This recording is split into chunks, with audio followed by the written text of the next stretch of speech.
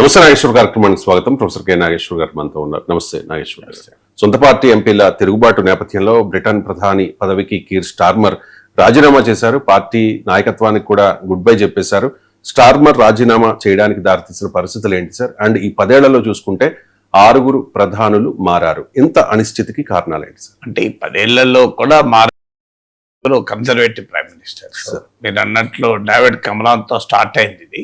So Brexit తర్వాత David కమరాన్ resign చేశాడు. తర్వాత ఇక వరుస పెట్టి మీకు అందులో ఒకరైతే 50 రోజులు ఉన్నారు. సో ఆ తర్వాత అంటే 14 years కన్జర్వేటివ్ల అధికారంలో ఉంటే 5 ప్రైమ్ మినిస్టర్స్ మారారు. దాని ఫలితమే లేబర్ పార్టీకి భారీ మెజారిటీతో 2024లో అధికారం ఇచ్చారు. సో మళ్ళీ ఇప్పుడు లేబర్ పార్టీ కూడా ఇదే రకమైనటువంటి ధోరణి మళ్ళీ ప్రైమ్ మినిస్టర్ను మారుస్తున్నారు 2 ఏళ్ళు తిరగక ముందే.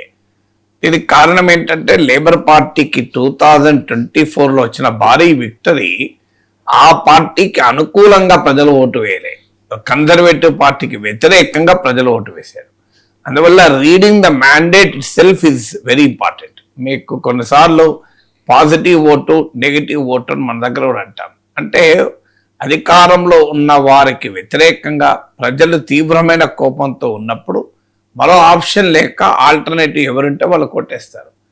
అప్పుడు అధికారంలోకి కొత్తగా వచ్చిన వాళ్ళు ఇది తమ విజయం అని తమకు అనుకూలంగా ప్రజలు చెప్పారని భ్రమల్లో ఉంటుంటారు. దాని ఫలితమే ఇప్పుడు బ్రిటన్లో జరుగుతున్నది. అందువల్ల కన్జర్వేటివ్ పార్టీ పైన తీవ్రమైన కోపంతో లేబర్ గెలిపించారు. లేబర్ పార్టీ ఆ ఎక్స్పెక్టేషన్ తగినట్టుగా లేకపోవడంతో పొలిటికల్ రివర్సెస్ మొదలైనవి. వాస్తవంగా Keir Starmer track record relatively బెటర్గా ఉంది. ఇప్పుడు మీకు G7 కంట్రీస్లో హైయెస్ట్ గ్రోత్ రేట్ మీకు యూకే, అలాగే ఇన్ఫ్లేషన్ అరౌండ్ 2% ఉంది. మెడికల్ అపాయింట్మెంట్స్ యూకేలో అదొక పెద్ద ఛాలెంజ్. ఒక మెడికల్ అపాయింట్మెంట్ కావాలంటే డాక్టర్ అపాయింట్మెంట్, ఎందుకంటే అంతా పబ్లిక్ ఫండెడ్ కనుక మీకు మనలాగా ప్రైవేట్ సూపర్ స్పెషాలిటీ హాస్పిటల్స్ చాలా అరుదు కనుక మీకు అపాయింట్మెంట్కు 15 days 20 days 30 days ఆగాల్సి ఉంటుంది. సో ఆ మెడికల్ అపాయింట్మెంట్ డేట్స్ సిగ్నిఫికెంట్గా తగ్గాయి. అలాగే నెట్ ఇమ్మిగ్రేషన్ యూకేలో ఒక పెద్ద ఛాలెంజ్ ఈ ఇమ్మిగ్రేషన్, చాలా భారీ వ్యతిరేకత కూడా ఉంది.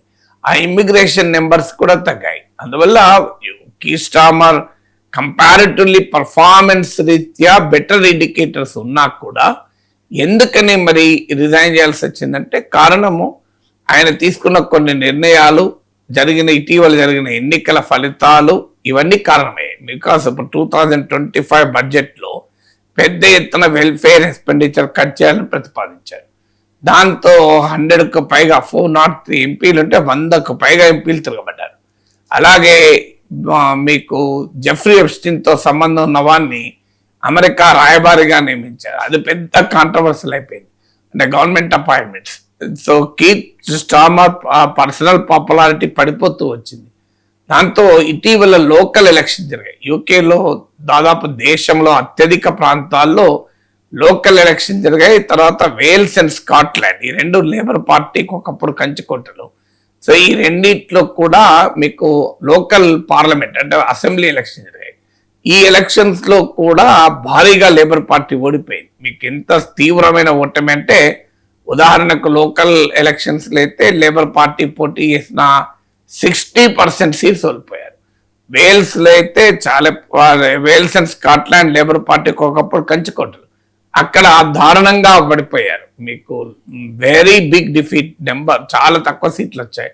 తర్వాత మీకు బర్మింగ్హామ్ లాంటి ప్లేస్, ఇది 2nd largest సిటీ అనుకుంటారు యూకేలో, అక్కడైతే 14 years తర్వాత ఓడిపోయారు. సో ఇలా మీకు వర్కింగ్ క్లాస్ లేబర్ పార్టీకి మొదటి నుంచి కూడా బ్రిటన్లో కన్జర్వేటివ్ పార్టీకేమో upper class, upper elite, rich వీళ్ళు మద్దతుదారులుగా ఉంటారు. లేబర్ పార్టీ, ఆ పార్టీ పేరులోనే లేబర్ పార్టీ ఉంది, వర్కింగ్ క్లాస్ ప్రధానమైన సపోర్ట్ బేస్. అలాంటి వర్కింగ్ క్లాస్ బలంగా ఉన్న ఏరియాలో కూడా లేబర్ పార్టీ ఓడిపోయింది. ఈవెన్ ఇంగ్లాండ్లో కూడా మీకు లండన్లో ఓడిపోయింది. సో ఈ భారీ ఎలక్టోరల్ విక్టరీతో లేబర్ పార్టీ ఎంపీలో ఒక ప్రశ్న మొదలైంది. మనం కీర్ స్టార్మర్ నాయకుడిగా ఉంటే 2029 ఎలక్షన్స్ గెలవగలమా అని. సో అల్టిమేట్గా నాయకుడు చుట్టూ జనం ఎప్పుడు ఉంటారు? గెలిపించగలిగితే ఉంటారు, గెలిపించలేకపోతే ఆ నాయకుడిని పక్కకు పెడతారు. లేదంటే మన దగ్గర అయితే నాయకుడు పోడు కనుక, నాయకుడు ప్రైవేట్ కంపెనీ లాగా ఉంటాయి పార్టీలు కనుక ఎంపీలు ఎమ్మెల్యేలు వెళ్ళిపోతారు. ఇప్పుడు మమతా బెనర్జీ గెలిపించలేకపోయారు, మొత్తం ఎమ్మెల్యేలు ఎంపీలు వెళ్ళిపోతున్నారు. ఉద్ధవ్ ఠాక్రే గెలిపించలేకపోయాడు, వెళ్ళిపోయారు. యూకేలో పార్టీలు మనలాగా ప్రైవేట్ లిమిటెడ్ కంపెనీలుగా ఉండవు. సో ప్రైవేట్, సో దాంతో ఏమైతుందంటే వాళ్ళ నాయకులు మార్చిపడేస్తుంటారు. మన దగ్గర నాయకులు మార్చిపడేస్తాను స్కోపే లేదు, ఎందుకంటే అది వాళ్ళ సొంత ఆస్తి కనుక. రాజకీయ పార్టీలు అంటే మన దేశంలో రాజకీయ నాయకుల సొంత ఆస్తి. అందువల్ల వాడు వెళ్ళిపోయేటోడు వెళ్ళిపోవాలి తప్ప వీళ్ళైతే మారే క్వశ్చన్ లేదు, ఎందుకంటే ప్రొప్రైటోరియల్ కన్సర్న్ కనుక. ఒక బిజినెస్ ఫామ్ ఉంటుంది, ఆ బిజినెస్ ఫామ్ ఓనర్ వెళ్ళిపోడు కదా, ఉద్యోగి వెళ్ళిపోవాల్సిందే, నచ్చకపోతే ఉద్యోగి వెళ్ళిపోవాలి. సో అలా మన పొలిటికల్ సిస్టమ్కు యూకే పొలిటికల్ సిస్టమ్ తేడా అది. ఇటీవల కాలంలో ఒక సిగ్నిఫికెంట్ ట్రెండ్ ఏంటంటే, ఒకప్పుడు యూకేలో 2 పార్టీలు ఉన్నాయి, కన్జర్వేటివ్ పార్టీ, లేబర్ పార్టీ. ఇటీవల కాలంలో మరో 3 పార్టీలు, లిబరల్ డెమోక్రట్ పార్టీ, లిబ్డమ్స్ అంటారు, అలాగే లేటెస్ట్ గా neo fascist racist party UK reform పార్టీని ఎమర్జ్ అయింది.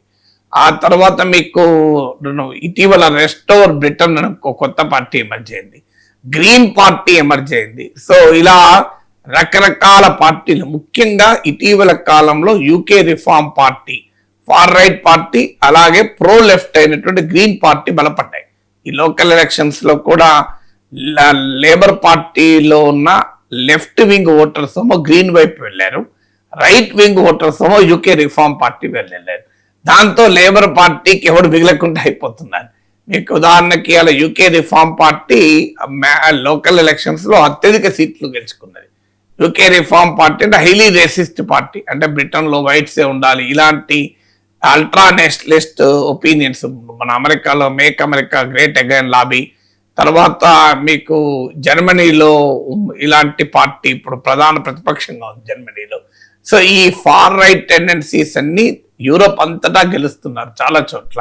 సో అందువల్ల ఈ ఒకవైపు ఏమో రైట్ వింగ్ పార్టీ అయిన ఫార్ రైట్ పార్టీ అయిన యూకే రిఫార్మ్ పార్టీ పెరుగుతోంది, మరోవైపు ఏమో ప్రజెంట్ గా లెఫ్ట్ వింగ్ లీడర్షిప్ ఉన్న గ్రీన్ పార్టీ పెరుగుతోంది.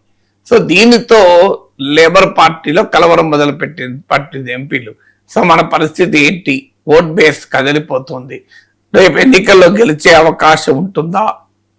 అందుకని లోకల్ ఎలక్షన్స్, అసెంబ్లీ ఎలక్షన్లు ఓడిపోయాం, పార్టీ స్ట్రాంగ్ హోల్డ్స్ లో ఓడిపోయాం, పార్టీ ట్రెడిషనల్ బేసిస్ లో ఓడిపోయాం, ఆఖరికి పార్టీకి అనుకూలంగా ఉన్న ఓట్ బేస్ కదిలిపోతుందనే ఆందోళన మొదలైంది. దాంతో లేబర్ పార్టీలో కీర్ స్టార్మర్ పై తిరుగుబాటు కారణమే. చాలా కాలంగా ఇది పెండింగ్, ఒక 2-3 నెలలుగా ఎప్పుడు రిజైన్ చేస్తాడు అనే చర్చ నడుస్తుంది. ఇప్పుడు ఫైనల్ గా టైం వచ్చింది.